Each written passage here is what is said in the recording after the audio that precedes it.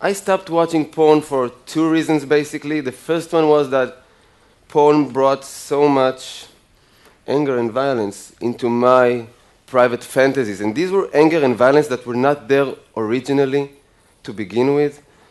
And I did not want that for me anymore. This was not me, and I decided to just put an end to it. Easier said than done. I'll get to it later, but... The second reason was that I came to realizing, I think, that only by watching porn, I take part in creating a demand for filmed prostitution, because that's what porn really is, filmed prostitution. Porna stands for prostitute, graphia stands for documentation, and prostitution was nobody's childhood dream, okay? That it is always a result of trouble and distress. Now, I became aware of that gradually when I was volunteering with men and women in prostitution, some of them victims of human traffic, serving aid in brothels, under the bridge, in street corners. But you don't really need to do all that in order to understand how this mechanism of porn and prostitution works.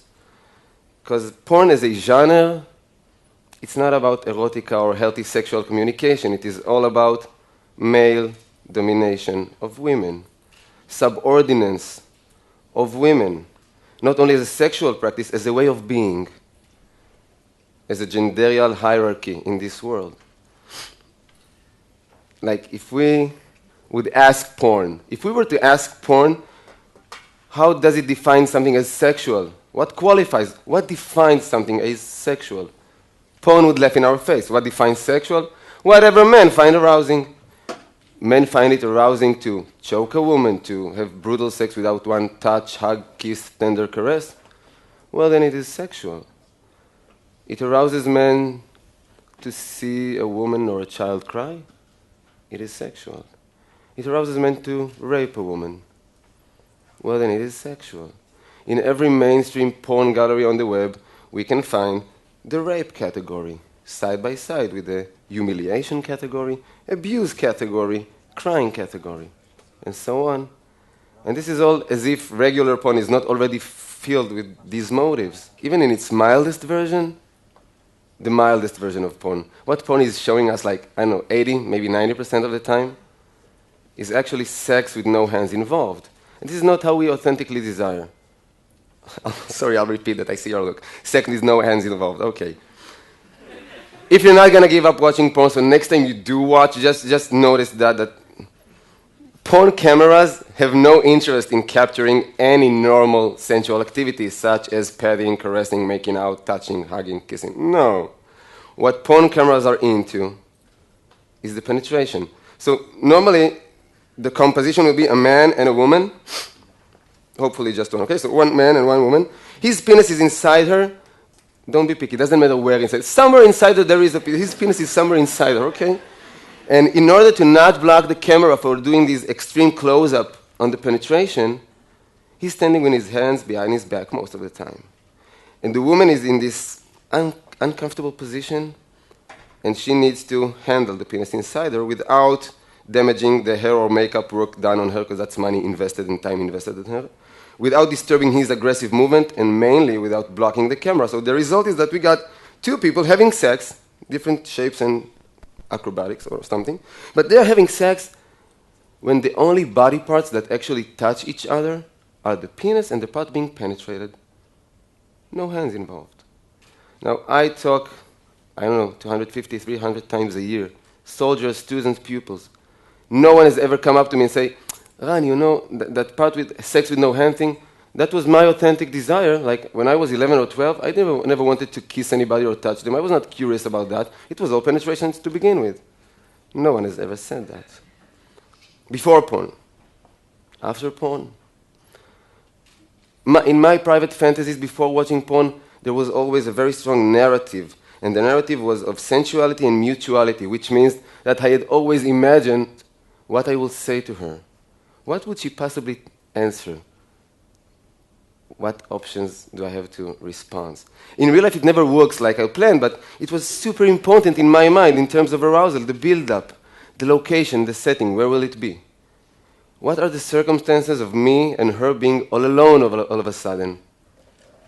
How will this bodily inflaming between us will emerge step by step. It was super important before porn. After making a habit out of porn, it conquers your mind and it invades your brain, and I lost my ability to imagine, which means I found myself, and I won't be too explicit, but trying to masturbate, just closing my eyes, trying to fantasize desperately about something human and not making it because my head was bombarded with all those images of women being violated and subordinated and forced into pretending they enjoy diabolic sperm rituals, okay? So this is pretty much the result. And we are all vulnerable to pornography. It's not just young people. And we should be very careful, I think, with not only what we put into our bodies, but in terms of food and nutrition, in what is the nutrition of our mind? Because everything we watch invades us. I'll give you a short example from non-sexual areas. I came back home, and my beloved one was watching some cultural junk. She was watching a karaoke show, auditions, the one with the chairs spinning. And we don't have a TV set back home, okay? We don't have a TV set back home, but only because it allows us to falsely present ourselves as deep and profound people. Wait, I know, no, I never heard of that. Mastectomy, who? Angelina, no, we don't have a TV. We watch every cultural junk possible, okay? Not me, not her, we don't contemplate about l'existence. We download stuff, and we download all cultural junk. So I'm watching this 20 minutes karaoke show, and it was so boring and tedious, okay? 2 minutes talking, 4 minutes blabbering about it. I lost patience after like 20 minutes, and I went off to take a shower. And the most interesting part was in the shower, because what I found out there was myself in my most pathetic ever. I'm going to share it with you.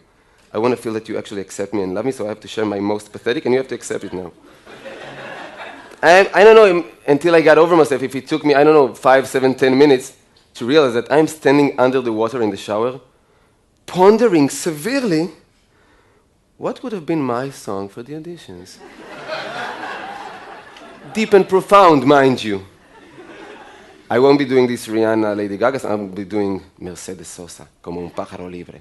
I'll be doing a cover for Bob Dylan's Blind Willie McTell. Ain't that deep and profound?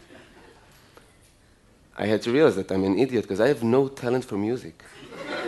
More than that, I never wanted to be neither a musician nor a singer-songwriter. This was never a part of my inner world of wishes. Okay, but I'm a human being. What can I do? I was watching that for 20 minutes. It entered my brain for a while. So if we take this example and we just try to measure or estimate the impact of 20 minutes of watching no matter what, how it invades our mind and conquer our wantings and desires, let's just try to imagine, or I can share with you orally, what is the impact of 20 minutes of watching porn once, twice a week, nothing unmoderated? It's overtaking. And porn is in our households whether we want it or not, and I believe that it does not agree with our well-being. And because we have internet in the Western world all over the place, almost in every cellular phone now, we've got 90% of 12-year-olds watching porn on a regular basis. And it has both an addictive effect and a paralyzing effect. It's addictive because we develop somewhat of a dependency in porn, but the paralyzing part is because, mainly for young boys and men, because porn is teaching us that as a man, you are solely valued in sex by having a large penis and an eternal erection. According to porn, being a valuable sexual partner does not relate with being sensual, passionate, attentive, generous, well-coordinated. None of the above. It is all about large penis and eternal sunshine, which we don't possess. So boys become paralyzed, and if they don't become paralyzed by watching porn, very often they turn into imitators of what they saw, which means they become aggressors. Aggressors, even when emotion is involved. Like, there is so much sexual abuse going on nowadays within the confines of what we perceive from the outside as beautiful teenage love stories or healthy adult relationships, because we don't really talk about sex. We just see it all over the place. We don't really talk about it. So what goes on in the confines of a certain room, but these are all sexual mutations that happens. If we talk about women, it's not only that, but young girls and women get the message, not only from hardcore porn, but from our porn-influenced mainstream culture. Have you seen any Miley Cyrus, Lady Gaga video clip, commercials. That's porn with clothes on it. So girls get this notion that if you want to be worthy of love, first and foremost, you have to be worthy of sexual desire. And now, the definition of sexual desire almost equals be like a porn star. So I work in dozens and dozens of high schools and junior highs. In every single one of these schools, I find girls that at a certain point agreed to be documented in an intimate situation because they wanted to please some guy that they had feelings for. And this guy misappropriated their trust. Always same story, so he sells it on WhatsApp application or on the web, in the internet. And normally nobody even addresses him in terms of moral. But it is always girls that suffer from shaming and mortification. They can change school, they drop out normally, change school, move to another city, and still be haunted on social networks. They develop clinical depressions, severe eating disorders, as if we don't have enough reasons in our culture to develop eating disorders. They become so isolated socially. So some of them, like Amanda Todd, rest in peace, some of them actually commit suicide because they find no more value in life or in themselves. So porn is not only in our house, it is a capital case. It is not a minor phenomenon in our society. It is a question of life and death sometimes. It is mainly a question of life and death for the people who participate in porn, because porn is not an embodiment of freedom of speech, freedom of occupation, blah, blah, blah. No, it's an embodiment of sex exploitation, working side by side with human traffic, raping, pimping, solicitation. For every one porn star with a book contract or a production company, we've got hundreds of thousands of women and girls who does not survive out there. Literally, they just don't make it. The sex industry just, how do you say, chews them up and spits them back into brothels, into hooking in the street, escorting, massage parlors with happy or unhappy ending, depends who you ask. And I'm not joking, this is serious life. This is the whole spectrum of prostitution. So many of them doesn't even make it to the age of 50. I'm talking countries that the average life expectancy is 75, 76 years now. They don't make it to the age of 50, for reasons mainly. Drugs, STDs, sexually transmitted diseases, being murdered by a John, a pimp, a boyfriend. And the fourth reason is suicide once again. Because if you're a prostitute, on camera or off camera, you're in the situation that we can refer to as social death.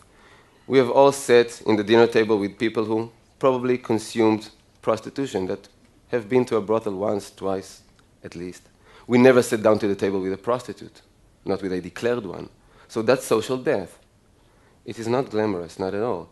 And when I sit in the privacy of my room and I watch porn, even without paying, no need to pay, it's free, okay? I hope you know that, if you're still consuming.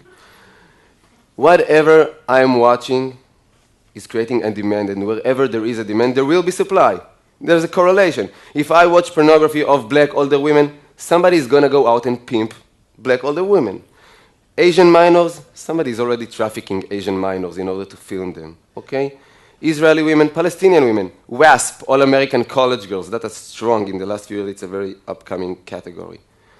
The scum of the earth are already out there trying to solicitate and prostitute these women on camera. So I stopped watching porn for my personal well-being, my intimate communication, my private erotic life, my, reclaiming control and responsibility over my mind. But by doing that, I actually stopped contributing to this horrible sex industry, and that's a good thing to do, I believe. And I would really like to propose that notion of physically and emotionally safe sex. Emotionally safe sex. It does not mean going back to be conservative or unliberated sexually. I'm all for sexual freedom. It just means that we need to put genderial hierarchy aside, subordinates aside, and bring back in, let's just say, laughter as a critical mass for intimacy. Two souls, two humans, two souls alone in private. Can they please have a laugh together? I don't care if they know each other for a decade or for an hour.